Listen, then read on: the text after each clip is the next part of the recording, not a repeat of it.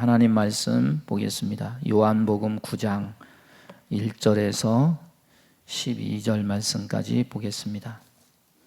우리 서로 한 절씩 교독하겠습니다.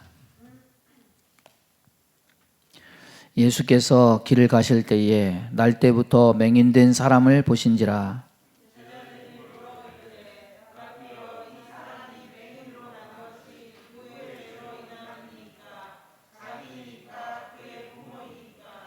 예수께서 대답하시되 이 사람이나 그 부모의 죄로 인한 것이 아니라 그에게서 하나님이 하시는 일을 나타내고자 하심이라.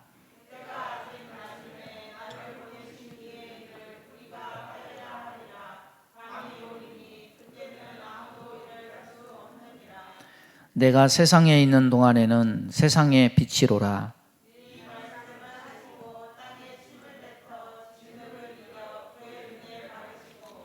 이르시되 실로암 못으로 가서 씻으라 하시니 실로암은 번역하면 보냄을 받았다는 뜻이라. 이에 가서 씻고 밝은 눈으로 왔더라.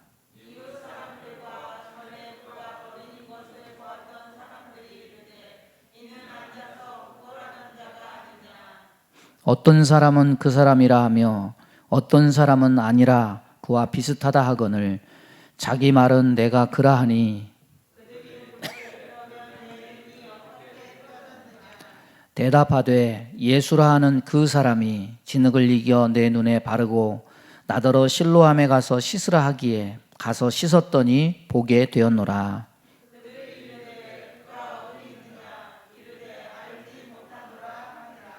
아멘. 봉독한 말씀 가지고 빛을 찾는 사람, 빛을 찾은 사람, 이런 제목으로 함께 은혜 나누겠습니다. 한국 최초의 맹인 박사 강영호 씨는 1944년에 태어났습니다. 중학교 다니던 14살 때 학교에서 운동장에서 축구를 하다가 친구가 찬 눈에 공이 맞아서 점차 시력을 잃고 또 실명을 하게 됐습니다. 한 4, 5년 동안 수술을 하고 치료를 받았지만 결국에는 실명을 하고 말았는데 이미 13살 때 아버지가 돌아가시고 어머니는 이 강영호 씨가 17살 때 현대의학으로는 시력을 회복할 수 없고 완전 실명하게 될 겁니다. 이사 이야기를 들은 바로 다음 날 충격을 받아서 뇌일혈로 세상을 떠났습니다. 졸지에 17살 때였을 때 고아가 된 거죠. 9살 여동생, 13살 남동생과 함께 고아로 남았지만은 여동생은 보육원으로 가고 남동생은 철물점 사관으로 들어가고 이 강영호 씨는 맹인학교에 입학해서 점자를 배우면서 그렇게 공부를 했습니다. 어느 날 기독교 방송국에서 인생 상담이란 프로가 있었는데 이런 자신의 신앙 갈등을 고백하는 편지를 보냈습니다. 그래서 그 프로를 담당하셨던 목사님과 상담을 하게 됐는데 그때 목사님이 오늘 본문으로 읽은 요한복음 9장에 나오는 이야기로 이 강영호 씨를 격려하는 말씀을 해주셨습니다. 길 가시다가 태어나면서 눈먼 소경을 만났는데 저 사람이 누구 죄 때문입니까? 자기 죄 때문입니까? 부모의 죄 때문입니까? 예수님은 자기 죄 때문도 아니고 부모의 죄 때문도 아니다. 다만 저 사람에게서 하나님의 놀라운 일을 드러내기 위한 것이다. 이렇게 말씀을 했는데 이 이야기를 듣고 내가 이렇게 눈을 못 보게 된 것이 내가 뭔가 특별히 잘못해서 죄의 대가로 받은 벌은 아니구나, 이것을 깨달았습니다. 그렇지만 그렇다고 해서 내가 소경된 것이 하나님의 놀라운 일을 드러낼 목적이 있다, 이렇게는 믿어지지가 않았습니다. 이 강영호 씨는 이것을 믿고 해보려고 완전히 실명이 된 다음에 1년 4개월 동안 기도도 하고 찬송도 하고 병 고치는 은사 받았다는 그런 목사님들 찾아가서 매달렸지만은 고쳐주시지 않았으니까 이거는 자기에게 해당되지 않는 것 같습니다. 이렇게 목사님께 말씀을 드렸습니다.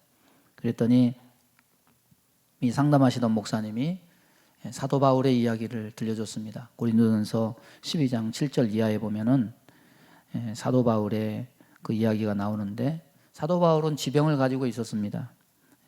어떤 사람은 다메섹 도상에서 강한 빛을 받아서 영향을 받아서 눈병이 생긴 것이다. 어떤 사람은 사도 바울은 간질병이 있은 것이다. 이렇게 얘기하는데 어느 병이 있었는지는 추측할 뿐이지 정확하지는 않습니다. 사도 바울은 이런 것들을 고쳐달라고 하나님께 3번이나 기도했지만은 결과적으로 하나님께 들은 메시지는 뭐였습니까? 내 은혜가 내게 족하도다. 이는 내 능력이 약한 데서 온전하여지는 것이다. 그래서 사도 바울은 깨닫고 나는 약한 것을 자랑합니다.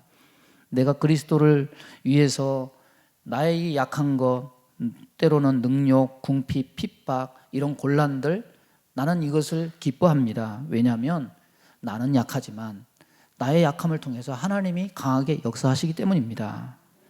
사도 바울은 그것을 고백하면서 하나님이 나로 하여금 자고하지 않도록 교만하지 않도록 이 육체의 가시를 남겨주었다. 이 말씀을 인용하면서 사도 바울이 믿음이 부족해서 가시로 찌르는 듯한 병을 하나님께서 안 고쳐준 것이 아니라 그가 받은 사명을 온전히 완수하게 하기 위해서 하나님이 허락하지 않으신 것이다. 이렇게 가르쳐 줬습니다. 이 말씀을 들은 소년 강영호가 비록 이 시력을 회복하지는 못했지만 그 말씀을 듣고 평안과 소망과 희망을 가질 수 있었습니다. 그래서 비관하지 않고 좌절하지 않고 낮에는 맹인학교에서 공부하고 밤에는 검정고시 학원에 들어가서 공부를 해서 연세대학을 거쳐서 미국에 가서 철학 박사 학위를 받아서 한국인 최초로 맹인 박사가 된 겁니다. 오늘 2절 말씀에 제자들이 예수님께 묻습니다. 그가 소경된 원인이 죄 때문입니까? 아니면 부모의 주 때문입니까? 물었습니다. 이런 질문은 타인의 불행을 보는 당시의 유대인들의 시각을 잘 반영해주고 있습니다. 당시 유대인들은 어떤 병이나 불행을 닥치면 저 사람이 죄를 지어서 저런 걸 거다. 아니면 그 부모가 뭔가 잘못해서 그런 걸 거다. 이렇게 죄의 결과로 봤던 겁니다. 그러나 하나님은 무조건 어떤 조상들의 죄 때문에 그 자손까지 불행하게 만드시는 분이 아닙니다. 에스겔 말씀에서 아들은 아비의 죄악을 담당치 아니할 것이다. 분명히 하나님은 말씀하고 있습니다. 다만 하나님은 어떤 경우에 징벌하시느냐, 그 자손들이 조상들이 죄은 죄를 그대로 답습할 경우에 하나님은 그 죄를 답습한 그 사람들을 후대에 징벌을 하십니다. 그 한 예가 주님을 배척하고 불신했던 유대인들입니다. 예수님이 바리새인들을 향해서 퍼부은 그 말들은 어떻게 보면 독설과 같습니다. 저주에 가깝습니다. 화 있을진저 저주를 선포합니다. 그 이유가 여기 있는 겁니다. 조상들이 선지자를 박해하고 죽였듯이 그들도 똑같이 죄를 답습해서 그리스도를 핍박하고 죽이려 했기 때문에 그 결과는 눈에 보듯 뻔한 것이었기 때문입니다. 경고는 듣고 돌이킬 기회를 주는 겁니다. 하지만 정죄는 다른 겁니다. 확정된 거죠. 이 바리새인들 무리는 결국 예수님 죽였고 스데반도 죽였습니다. 죄의 싹은 평안이 아니에요. 사망과 멸망이에요. 경고는 돌이킬 마음의 여지가 남아 있는 자들에게 하는 겁니다. 그래서 경고는 은혜의 기회입니다. 우리는 흔히 이런 말을 합니다. 무관심은 이웃을 죽이는 아주 무서운 무기다. 그런데 무관심도 무서운 거지만은 잘못된 관심도 때로는 사람들에게 상처를 줍니다. 여러분, 오늘 우리가 본문에서 보는 이스라엘 사람들의 관심, 제자들의 관심이 바로 이런 겁니다. 제자들이 그 소경을 본 후에 관심을 가진 것이 뭐냐? 이 사람이 날 때부터 소경이었는데 그러면 누구 죄 때문에 이렇게 소경이 된 것이냐? 이런 관심입니다. 제자들은 소경을 불쌍히 여기거나 어떻게 도울까 이걸 고민하기보다는 소경이 된 이후에 더 큰 관심을 가진 겁니다. 우리가 관심을 갖되 긍정적인 관심을 가지는 것이 필요합니다. 우리가 남을 위한다고 하지만은 우리의 관심이 때로는 내 의도와는 다르게 다른 사람들에게 큰 상처가 되기도 해요. 여러분, 지난번에 설교하면서 이화여대 4학년 때 자동차 사고가 나서 전신 55도 화상을 입은 이지선 씨에 대해서 얘기를 했는데, 이지선 씨가 전에 이런 말을 했습니다. 어떤 말을 들을 때 가장 마음이 아픕니까? 그렇게 물었더니 저는 지금도 가끔 그런 이메일을 받습니다. 나 같으면 못 살았을 겁니다. 아마 자살했을 거예요. 그런데 당신은 살아서 참 대단합니다. 이런 걸 위로라고 이렇게 글을 써서 보내는데, 그 받는 이지선 씨 입장에서는 그 편지를 읽을 때 어떤 마음이 드냐면, 야, 내가 굉장히 독해가지고 지금 살아있나 보다. 이게 굉장히 상처가 되고 굉장히 이 말을 들을 때 슬펐대요. 그분들은 삶에 대한 용기를 칭찬해 주려고 하는 말이었지만은 듣는 사람은 그 말이 위로가 아니라 상처가 된 거죠. 여러분, 그래서 장애를 입은 분들을 우리는 동등하게 하는 것이 그 사람에게 위로가 되는 거지, 동정하는 투로 말하면 그분들에게 굉장히 신뢰가 되고 상처가 돼요. 여러분, 빛은 하나님이 만드신 좋은 것입니다. 그러지만은 빛은 유익한데 어두움 속에 있는 사람에게 갑자기 강한 빛을 비춰주면은 그건 그 사람에게 굉장히 부담이고 불편이 돼요. 전등을 비추면은 그 전등빛 받는 사람마다 모두 갑작스런 강한 빛에 그걸 보는 게 아니라 눈을 가리고 고개를 돌려버리게 돼요. 우리의 세심하지 못한 관심들은 어쩌면 이런 부담스러운 빛과 같습니다. 그러고 보면 남을 위해 뭔가를 말한다는 게 쉬운 게 아니에요. 그러니까 어설픈 말보다는 차라리 말을 하지 말고 마음 한편으로 그를 위해서 진심 있는 기도 한마디를 하는 것이 때로는 훨씬 낫습니다. 아픈 사람의 상처를 건드리는 것은 그 사람에게 아픔을 줄 수도 있기 때문입니다. 여러분, 사경을 헤매는 환자가 있다고 가정하면 그 사경을 헤매는 환자는 어떻게 해줘도 편하지가 않습니다. 몸이 아프니까 괴로운 반응들이 막 나오는 거죠. 여러분, 어떻게 보면 지금 우리에게는 빛이 필요한 시기입니다. 그 빛을 어디서 찾을 수 있을까? 예수님이 빛이고 복음이 빛인데, 요즘 같은 코로나 이후의 시대에는 목사가 교회 나와서 예배드려야 됩니다, 이 말을 하기가 상당히 힘들어요. 왜 그렇습니까? 이 말을 듣는 사람들은 요즘 시대 같은 경우는 곡해해서 듣기가 딱 십상입니다. 어떤 반응이 나오냐면, 그러면 나 코로나 걸려도 괜찮다는 말인가? 아파도 좋다는 말인가? 내 건강과 생명이 아무것도 아니라는 말인가? 오해가 생기고 불편하고 부담이 되고 섭섭해하고. 여러분, 오늘 이 말씀이 코로나라는 어두운 터널을 지나는 저와 여러분에게 한 줄기 빛, 소생하는 빛, 소망의 빛이 되기를 바랍니다. 그래서 심령 안에 따스하게 스며드는 그 빛을 통해서 여러분이 희망과 기쁨과 평안을 찾게 되기를 간절히 바랍니다. 첫 번째는 이 제자들의 관심 말고 예수님의 관심은 무엇이었는가? 오늘 말씀이 그것을 우리에게 먼저 보여줍니다. 오늘 1절에 예수께서 길 가실 때에 날 때부터 소경된 사람을 보셨다. 여러분, 예수님은 이 사람이 왜 소경인가 이유에 대해서 관심을 가진 것이 아니라 그의 치유에 대해서 관심을 가지셨습니다. 제자들의 관심은 소경에게 상처지만은 바리새인들의 관심은 소경과 예수님을 구렁텅이로 몰아넣으려는 계략과 질투와 시기가 담긴 것이었지만, 그 가운데 보여지는 예수님의 관심은 무엇이었느냐? 빛을 보지 못해서 삶의 비참한 자리에 있던 사람에게 빛을 주어서 새로운 삶을 주는 거예요. 주님은 3절에서 이렇게 말씀하십니다. 그에게서 하나님의 하시는 일을 나타내고자 하심이라. 또 어떤 사람들은 이 말씀을 가지고 또 곡해하죠. 하나님께서 하시고자 하시는 일을 나타내기 위해서, 이때를 위해서 하나님이 일부러 소경을 만드신 것이다, 뭐 이런 식으로 해석을 하는 사람이 있는데, 이 말씀은 그런 의도가 아닙니다. 사람이 어떤 불행한 상황, 어떤 어려운 상황에 있어도 주님의 도우심을 받으면 하나님의 영광을 나타내는 새로운 삶으로 변화된다, 이것을 의미하는 겁니다. 그러니까 우리의 불행이 하나님의 징벌 때문이 아니고 우리의 불행을 하나님은 하나님의 영광의 기회로 만드신다는 거예요. 주님은 긍정적인 관심을 가지고 계십니다. 불쌍히 여기시고 사랑하는 관심을 가지고 계십니다.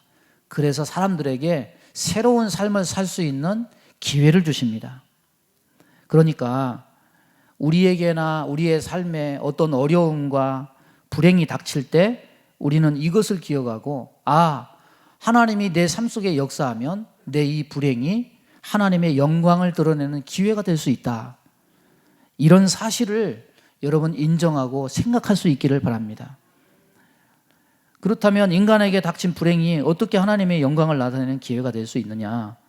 한 가지 이유를 발견한다면 인간의 불행은요, 인간이 하나님을 찾게 되는 요인이 되기도 합니다. 선천적인 소경도 소경이었기 때문에 주님을 만나게 되었고 주님이 그를 보신 거예요. 그래서 치유의 은혜를 얻고 예수님을 구주로 영접하고 영생 구원을 얻게 된 겁니다. 여러분, 예수를 믿게 된 동기들을 잘 살펴보면은 불행 때문에 스스로는 해결할 수 없기 때문에 예수님을 찾고 예수님께 매달려서 믿음을 갖게 되는 경우가 많습니다. 그러니까 불행이 아니에요. 불행은 하나님을 만나는 기회가 될 수도 있습니다. 우리는 이것을 기억을 해야 됩니다. 또 하나는 뭐냐면 불행은 때로 하나님의 기적을 일으키는 요인이 되기도 한다는 거예요.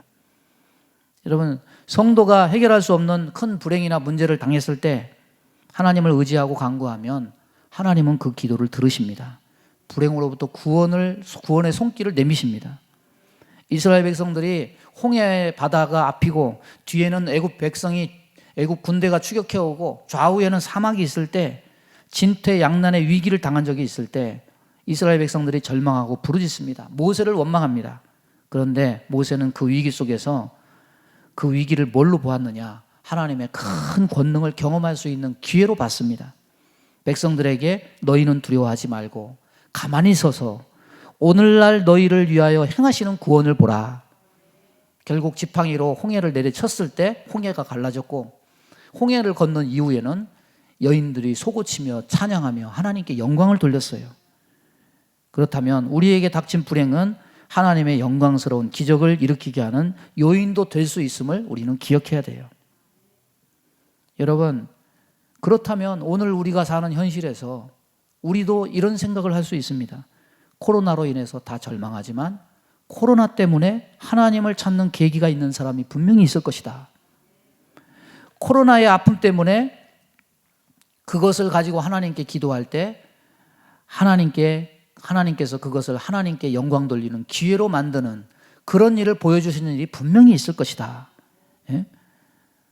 중요한 것은 뭐냐면, 그 아픈 사람을, 그 소경을 누가 보고 있느냐? 예수님이 보고 계시다는 거예요. 그 사람에게 이것은 어두운 터널에 정말 가느다란 여명의 빛이 비추이는 것과 같은 일입니다. 나의 아픔을 주님이 보고 계시다. 나에게 빛을 찾아가 주기를 원하신다. 이 사실을 길 가다가 소경을 보셨다는 이 말씀을 통해서 깨닫고 믿고 확신하는 은혜가 있기를 바랍니다. 두 번째, 주님은 소경의 치유를 위해서 행동하십니다. 6절 보니까 이 말씀을 하시고 땅에 침을 뱉어 진흙을 이겨 그의 눈에 바르시고, 주님이 소경의 눈을 치유하기 위해서 사용하신 방법에 대한 묘사입니다. 땅에 침을 뱉어서 진흙을 이겨서 그것으로 소경의 눈에 바르는 방법으로 소경의 눈을 고쳐주셨습니다. 사람들은 주님의 이러한 치료 방법에 대해서 불결하다, 의학적으로 이게 타당하냐, 갑론을박 말이 많습니다. 그런데 왜 예수님은 하필이면 진흙에 침을 이겨서 그것을 눈에 바르게 했느냐? 창세기 보면 하나님께서 사람을 만드시는 광경이 거기에 나옵니다. 이 장면은 마치 하나님의 인간 창조의 장면을 떠올리게 만듭니다. 그렇다면 이것은 뭘 깨닫게 하시려는 것인가? 예수님이 바로 사람을 만드신 창조주 하나님이라는 거예요. 잠언 8장 30절 보면 내가 그 곁에 있어서 창조자가 되어 날마다 그 기뻐하시는 바가 되었으며 항상 그 앞에서 즐거워하였다 기록하고 있습니다. 여러분, 하나님이 인간을 창조하실 때 진흙으로 빚어서 만드셨습니다. 흙으로 사람을 만드신 이가 빛을 잃은 눈도 주관한다는 거예요. 오늘 이 소경의 눈을 뜨게 하는 과정은 인간을 만드신 그 하나님이 소경을 고치시고 새롭게 하셔서 빛을 찾을 수 있게 하심을 분명히 보여주는 겁니다. 우리의 고난이나 우리의 문제는 우리를 지으신 분이 가장 잘 해결해 주실 수가 있습니다. 흙으로 사람을 지으시니까 눈도 가장 잘 고치실 수 있습니다. 우리의 심장과 폐부를 만드시니까 우리의 심장과 폐부도 잘 고치실 수 있습니다. 주님은 진흙을 이겨서 눈에 바르신 다음에 그 소경에게 명령하십니다. 실로암 못으로 가서 씻으라. 여러분, 실로암 못은요, 한마디로 말하면 물 저장 탱크입니다. 식수입니다. 예루살렘 성내에 있는 식수원입니다. 이 못은 구약시대 히스기야 왕이 아스수르의 사네립이 쳐들어온다는 소식을 듣고 장기전을 치르기 전에 식수가 부족하지 않도록 성 밖에 기온의 샘물이라는 곳에 수원지에서 지하로 터널을 뚫어서 물을 끌어들이기 위해서 건설한 건데, 그 물을 지하로 끌어들여서 저장하는 그 저장고가 바로 실로암 연못입니다. 그런데 본문에서 요한 사도가 그 연못의 이름을 강조하고 있는데, 가로 열고 뭐라고 얘기하고 있느냐, 실로암 연못의 이름의 뜻이 보냄을 받았다, 이런 뜻이라고 여기서 설명을 합니다.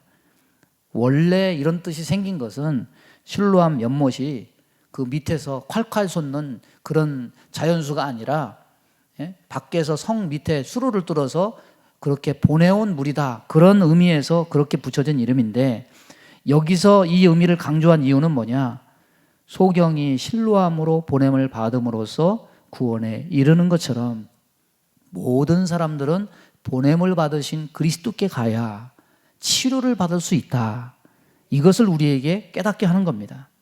요한복음 8장을 보면 우리 주님은 보내심을 받은 자라는 것을 언급합니다. 예수님은 자신이 하나님께 보냄을 받은 자라고 그렇게 말씀하고 있습니다. 하늘에 계신 아버지로부터 세상에 빛이 되기 위해서 예수님은 보냄을 받으신 거예요. 그래서 이 세상 어떤 사람도 그 보냄을 받은 자이신 예수님께 오지 않고는 빛을 찾을 수가 없습니다. 구원이 없습니다. 여러분, 구약의 나만 장군이 문둥병 고치려고 이스라엘의 엘리사 선지자를 찾았습니다. 그렇게 한 나라의 큰 장군이 오면은 특별하게 대접해주고 안수를 해주거나 특별한 처방을 할 줄 알았는데, 엘리사가 딱 나오더니 요단강 물에 가서 7번 씻으라 말을 던져놓고 뒤돌아서 들어가니까 나만 장군이, 아니 한 나라의 대장군인 나를 이렇게 홀대하나? 아람 나라에 이 요단강만한 강이 없어가지고 내가 여기까지 온 줄 아느냐? 화를 내면서 돌아가려고 하죠. 그러자 수하 장수 중 지혜로운 사람이 하나가, 장군이시여, 여기까지 왔는데 요단강물에 들어가는 게 어려운 것은 아니니까 일단 한번 들어가 본 후에 결과를 두고 그때 화를 내고 돌아가도 되지 않겠습니까? 설득을 했습니다. 그래서 순종을 했더니 그의 살결이 어린아이 살결같이 되었다. 여러분, 주님은 오늘 소경에게 빛을 찾을 수 있는 길을 제시하십니다. 그런데 왜 사람들이 대부분 기도 응답을 받지 못하고 그렇게 하나님의 기적을 체험하지 못하느냐? 보내심에 대한 순종하는 믿음이 없기 때문이에요. 여러분, 원리나 이유는 이러해서 우리가 진흙과 실로함이 빛을 찾을 수 있는 방법임을 우리가 성경 속에서 발견하고 그것을 깨닫지만, 여러분 한번 입장을 바꿔놓고 생각해 보십시오. 소경 입장이 내 입장이라고 생각해 보면은 진흙도 실로함도 이 소경 입장에서는 굉장히 큰 상처일 수 있습니다. 예수님이 꼭 진흙을 이겨서, 그것도 침까지 뱉어서 이겼는데, 이거 참 불결하고 볼성산 앞에 많은 사람들 앞에서 꼭 그러셔야 했는가?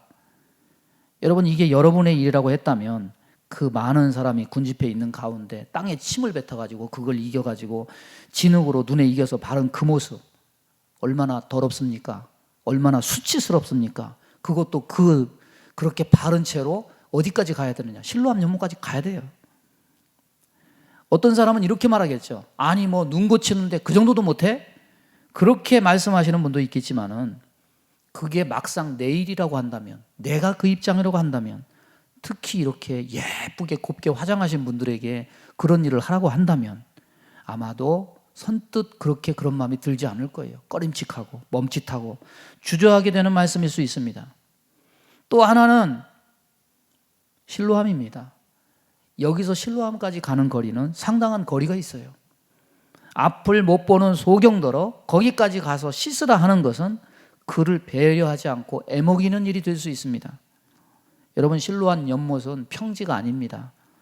바위로 언덕을 잘라가지고 33개의 계단을 만들고 그 계단을 내려가야 물을 기를 수 있게 된 그런 곳입니다. 눈뜬 사람도 33계단을 내려가서 물을 떠온다는 거 쉽지 않겠죠. 하물며 소경이 가파른 33개의 계단을 밟고 내려가서 그것도 더럽게 진흙으로 이긴 그 상태로 사람들이 다 쳐다보는데 거기까지 내려가서 수고를 하면서 수치를 당하면서 두 눈을 씻는다는 거 쉬운 일 아니에요. 어려운 일입니다.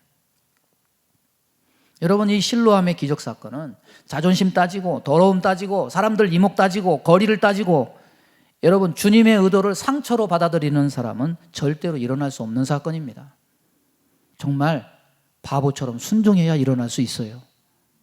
여러분, 생각해 보십시오. 주님은 이렇게 안 해도 됩니다. 말씀만으로 오병이어의 기적을 일으키신 분이십니다. 소녀가 죽었을 때 믿기만 하라 하시면서 달리다곰 소녀야 일어나라 명하시니까 죽은 소녀가 살아나기도 했습니다. 여러분, 주님은 분명히 진흙을 바르지 않고도 그리고 침 뱉어서 진흙 이어진 그 모습 그대로 실로암까지 더듬거리면서 가게 하지 않고도 충분히 말씀만으로 내가 원하노니 내가 보기를 원하노라 이렇게 말씀만 해서 명해서 고치실 수 있어요. 그런데 그렇게 하지 않으셨어요. 상처되고 부담되고 불편해지고 더럽고 냄새나고 수치심을 느끼고 그런 모습으로 더듬거리면서 가야 하는 거리와 감정과 시간을 만들어 놓으셨어요. 왜 그랬을까요? 받아들이는 그의 순종하는 믿음을 보시려고 그렇게 하셨을 겁니다. 침을 뱉어서 이겨서 눈에 바른 진흙 그리고 실로암으로 가서 씻으라는 요구, 이것이 만약에 사람들의 요구였다고 한다면 상처라고 말할 수 있을 거예요. 왜 나를 그렇게 대하느냐? 왜 나를 수치스럽게 하느냐? 왜 나를 더럽게 냄새나게 하느냐? 더럽다, 수치스럽다, 모멸적이다. 장애를 가진 나에게 그런 험한 곳으로 그런 계단을 내려가라고 하다니 참 배려가 없다. 이렇게 말할 수 있을 겁니다. 그러나 그것이 빛을 찾아주시기 위한 예수님의 요구라고 믿는다면 우리는 그것을 수치다, 모욕이다, 상처다 이렇게 말하면 안 돼요.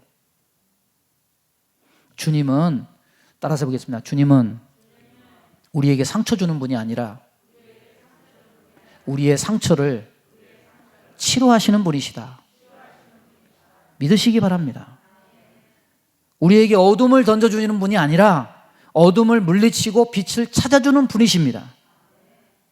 주님의 행동과 요구는 소경에게 상처를 주시려는 것이 아니고 빛을 잃은 눈을 치료해서 회복시켜 주시려는 주님의 제안이에요. 사람의 관심은 때로 상처가 된다고 말하죠. 그러나 주님의 관심은 관심에 머무르지 않아요. 주님의 관심은 치료에 있어요. 그 치료를 위해서 주님은 때로 순종을 요구하십니다. 그 순종 요구를 우리가 상처라고 말하면 안 돼요. 그 요구는 빛을 찾을 수 있는 주님의 치료 처방전이에요. 이 코로나로 인해서 제일 우울한 세대가 20대, 30대라고 합니다. 이런 사회적 현상을 코로나 블루다. 코로나 때문에 우울한 세대를 겪는다는 거죠. 대학을 입학한 세대, 대학을 졸업한 세대, 빛이 보이지 않아요. 사람의 왕래 단절이 사회적으로 이렇게 많은 어려운 파장들을 만들어내고 있습니다. 코로나가 끝도 없는 어두운 터널을 보여주는 것만 같이 보입니다. 그래서 이 세대들은 예민해요. 비판적이에요. 부정적인 시각을 가지고 있습니다. 뭘 해도 저들에게는 상처예요. 우리 잘할 때는 노력하면 된다. 노력하면 성공할 수 있다. 이런 것이 우리에게, 어른들이 우리에게 주는 희망이었는데 이 세대는 그렇게 말하면 그걸 고문이라고 얘기하는 세대예요. 이 세대들이 기성세대를 꼰대라고 부르고 꿀빤 세대라고 불러요. 당신들은 빨 꿀이라도 있었지만 우리는 빨아먹을 꿀도 없다. 이런 자조적인 얘기죠. 그런데 여러분, 빛을 찾고 싶습니까? 광명한 새날을 바라십니까? 그렇게 세상을 바라보면서 자조하고 조롱하고 부정하는 생각에 사로잡혀 살지 말고 빛을 찾아주시는 주님의 음성 듣고 살기를 바랍니다. 이런 때 예배하는 것, 이런 때 기도하는 것, 이런 때 헌신하는 것, 이런 때 선교하는 것, 헌금하는 것, 어쩌면 그것이 이 코로나의 위협 속에 그것이 우리에게 더러운 침뱉은 진흙이요 실로암으로 부담스럽고 수치스럽고 더듬어 가야 되는 그런 요구일 수가 있습니다. 그러나 우리가 그것을 부담이다, 상처다, 불편이다 이렇게 우리가 말하면 안 돼요. 왜냐? 주님은 우리에게 관심을 가지고 계시고 빛을 찾는 삶을 바라고 계신다. 빛의 회복은 다른 환경이 바뀌는 데 있는 것이 아니에요. 여러분, 코로나가 사라지면 저와 여러분의 인생이 해피하고 행복해질 것 같습니까? 코로나 전에도 우리가 그렇게 행복했습니까? 그것이 아니에요. 빛의 회복은 예수님 말씀 듣고 순종하는 것에 있지, 전염병 핑계대고 예배도 패스, 힘드니까 11조도 패스, 기도도 패스, 헌신도 패스, 뭐 이런 때 선교하냐, 뭐 이런 때 전도하냐. 빛의 회복은 환경과 상황과 조건이 주는 것이 아니에요. 빛의 회복은 누가 주시는 거냐? 주님이 주시는 거예요. 진흙과 실로함을 아멘으로, 믿음으로, 감사함으로 받아들이는 저와 여러분 되기를 바랍니다. 우리 찬송 한번 할까요? 찬양 하나 할까요? 인생길 험하고 마음 지쳐. 우리 주보 사이에 가사가 있습니다. 1절과 3절 우리 한번 불러보겠습니다.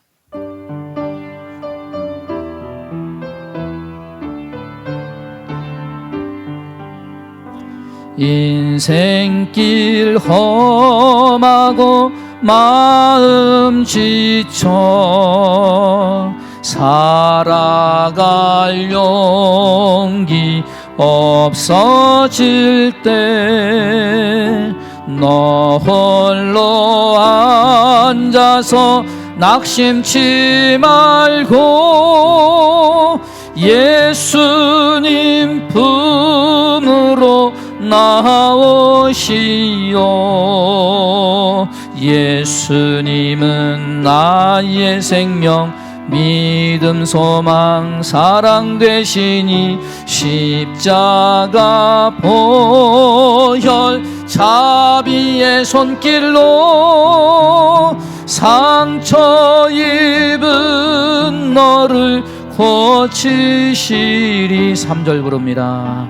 어두운 밤 지나면 새날 오고 겨울이 가면 봄이 오듯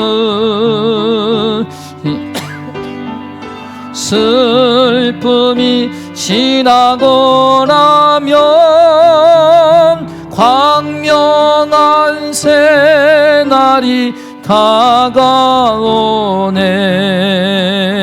예수님은 나의 생명, 믿음, 소망, 사랑 되시니 십자가 보혈 자비의 손길로 상처 입은 너를 고치시리.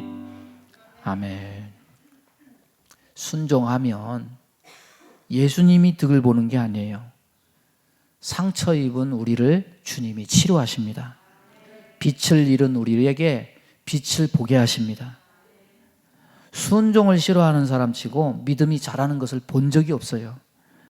순종이 없는 사람치고 하나님이 기적적인 신앙을 주시는 일이 절대 없어요. 소경은 침뱉은 진흙을 받아들이고 실로함으로 가는 순종을 통해서 빛을 찾게 되었습니다. 여러분, 뭐가 상처고 뭐가 부담이고 뭐가 불편이고 이유와 토를 달 것이 한도 끝도 없어요. 그러나 이 진흙과 실로함을 믿음으로 받아들이는 그 순종을 통해서 분명히 하나님은 그에게 빛을 주실 것입니다. 이 코로나 속에 불편하다, 부담스럽다, 상처다 이렇게 말하지 말고 이것을 믿음으로 수납하고 받아들이는 저와 여러분 되기를 바랍니다. 세 번째는 그렇게 눈을 치료받았지만은 그렇다고 해서 이 사람이 예수 그리스도를 잘 아는 사람은 아니었다는 것을 우리가 볼 수 있습니다. 어떻게 해서 눈을 뜨게 되었느냐 이렇게 물으니까 남 얘기하듯이 예수라 하는 그 사람이 나의 눈을 뜨게 해 주었다. 그리스도를 주님이라고 부르지 않고 그 사람이라고 불렀습니다. 뭘 얘기합니까? 영혼의 눈이 아직 소경 상태인 거예요. 사람들이 그가 어디 있느냐 물으니까 알지 못하노라 이렇게 대답을 합니다.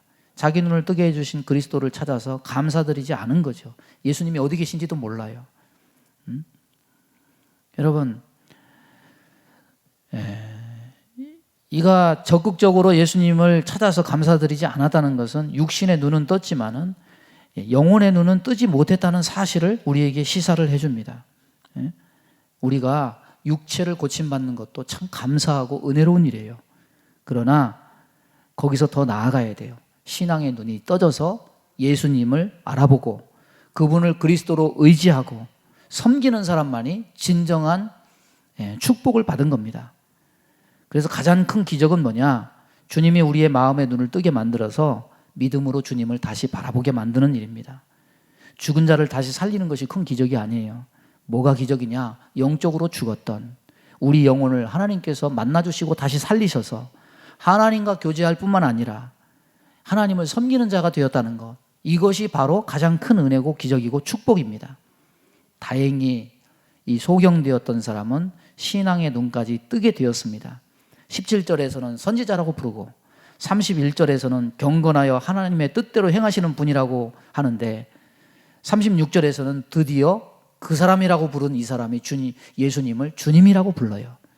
이 사람이 주님으로 변해요. 그래서 이 소경은 영과 육의 모든 빛을 찾은 사람으로 회복되는 은혜를 얻었습니다. 여러분, 우리가 현실을 극복하는 것도 중요하죠. 그러나 우리가 하나님을 찾고 하나님을 만나는 일 더더욱 중요한 겁니다. 주님으로부터 기적의 은혜를 경험한 사람은 그 믿음의 눈도 뜨게 해주시기를 우리는 간구해야 돼요. 말씀을 정리합니다. 유엔에서 한국을 선진국으로 그렇게 인정을 하고 공포를 했습니다. 어떤 사람들은 우리는 이미 선진국이었다. 그동안 개발도상국의 지위를 버리지 않은 것은 혜택이 많았기 때문에 그렇게 한 건데 이제 그 혜택을 받지 못해서 아쉽다. 뭐 이렇게 말하는 사람도 있어요. 그런데 이 코로나 속에서도 이만큼 선전하고 이만큼 버티고 있고 세계 유엔 역사상 개발도상국에서 선진국으로 그렇게 지위가 올라간 것은 우리나라가 최초고 유일합니다. 하지만 이런 나라 소식과는 별개로 우리네 일상 삶에서 보는 것은 그렇게 희망적인 것이 아니죠. 사람들이 코로나 블루다. 빛을 찾아가지 못해서 가지는 사회적인 우울감이 있습니다. 어떤 사람들은 코로나 블루를 넘어서 우리는 코로나 옐로우에 귀를 기울여야 된다. 이것은 반성하는 시간을 가지라는 경고로 알아들고 우리는 이것을 이렇게 들어야 된다. 이렇게 말하는 사람도 있습니다. 그러나 우리에게 지금 필요한 것은 뭐냐? 코로나 라이트죠. 우리에게는 하나님의 빛이 필요해요. 위로가 필요합니다. 이 코로나를 비출 희망의 빛은 예수님께 있습니다. 여러분 기억하십니까? 지난 세대에 우리 한국은 가난과 전쟁이 우리에게 암흑이었습니다. 그러나 그 가난 속에서도 전쟁 속에서도 특별하게 예수 믿는 사람들은 나라에서 소망을 본 게 아니에요. 빛과 소망을 어디에서 봤느냐? 예수님에게서 봤어요. 그 순종과 헌신과 예배와 기도가 오늘날의 한국과 한국 교회를 있게 한 거예요. 가난과 전쟁 속에서 희망이 안 보였듯이 지금 우리가 당면하고 있는 전염병 속에서도 똑같죠. 희망이 안 보이죠. 접종만 하면 뭔가 희망적일 줄 알았는데 접종 마친 사람들에게서도 돌파 감염이 나타나고 있는 이런 현실이 우리에게 우려와 실망감을 줍니다. 여러분 어디서 빛을 찾을 겁니까? 빛은요 세상에 없습니다. 빛은 하나님이 주시는 거예요. 세상을 만드시고 가장 맨 먼저 만드신 것이 빛입니다. 빛은 하나님이 만드시고 하나님께로서 오는 겁니다. 그리스도는 우리의 빛이 되십니다. 그분이 빛을 회복하는 방법을 제시해 주십니다. 이 말을 듣는 자는 빛을 찾게 돼요. 영적으로도 육적으로도 반드시 빛을 찾게 됩니다. 어렵다고 예배도, 기도도, 헌신도, 헌금도 다 패스하고 포기하면 빛은 더더욱 오리무중돼서 찾기 힘들 겁니다. 여러분, 제가 여러분에게 선포하면 여러분은 아멘으로 화답하시기 바랍니다. 어려워도 순종하시기 바랍니다. 어려워도 예배하시기 바랍니다. 어려워도 선교할 수 있기를 바랍니다. 어려우니까 더 기도할 수 있기를 바랍니다. 어려워도 헌신할 수 있기를 바랍니다. 그러면 애굽 땅은 다 흑암이 덮였어도 이스라엘 백성이 거하는 고센 땅은 광명이 있었던 것처럼 주님은 우리에게 빛을 회복해 하시고 광명을 주실 줄로 믿습니다. 우리 주여 3번 부르고 통성으로 기도합니다. 주여, 주여, 주여. 하나님 아버지, 오늘도 주의 말씀을 우리에게 허락해 주심을 감사합니다. 하나님, 이 말씀 듣고 모두 다 빛을 찾는 사람들 다 되게 하여 주옵소서. 그 마음이 어두워지고 흑암으로 덮여진 모든 삶 가운데 정말 예수님 한 분으로 인해서 그 말씀을 듣고 순종함으로 빛을 찾아서 육체가 강건해지고 영혼이 새로워지고 하나님 은혜 안에 거하는 자들 다 될 수 있도록 하나님 은총 더하여 주옵소서. 예수님의 이름으로 기도하옵나이다. 아멘. 믿음의 손을 가슴에 얹습니다. 몸이 아픈 곳에 손을 얹습니다. 하나님, 세상을 봅니다. 삶을 봅니다. 희망이 있다고 말하지 않습니다. 온통 어둡습니다. 온통 빛이 없습니다. 우리는 어디서 빛을 찾아야 됩니까? 예수님이 우리의 빛 되신 줄로 믿습니다. 주님이 우리에게 빛을 찾는 방법을 가르쳐 주신 것을 믿습니다. 하나님, 이 어려운 때 이것도 안 되고 저것도 안 되고 우리가 하나님이 우리에게 요구하시는 모든 것들이 상처된다고 말하지 말고 진흙과 실로함을 믿음으로 수납하여 저들이 빛을 찾고 이 어두운 세상 속에서 고센 땅의 광명을 체험하는 그 역사가 일어나게 복을 내려 주옵소서. 우리 마음 가운데 원망, 불평, 시기, 질투, 미움, 다툼, 이간질하며 불순종, 불신앙케 하며 불안, 조조, 염려, 근심, 두려움을 주는 모든 어둠은 다 떠나갈지어다.